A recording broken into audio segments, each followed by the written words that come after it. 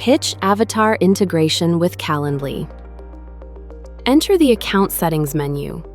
In the menu that opens, find the Integrations item, and in the Link to Calendar line, insert a link to your work calendar in Calendly. Click Save Changes. Now, when creating a link to a presentation, a link to your personal work calendar will be automatically added. You can cancel the option to automatically insert calendar links at any time by deactivating it in the Account Settings Integrations menu.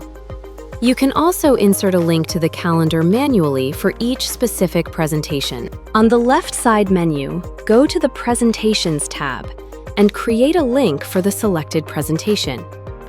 In the Link Settings window that opens, paste the link to your Calendly calendar in the Link to the Calendar field.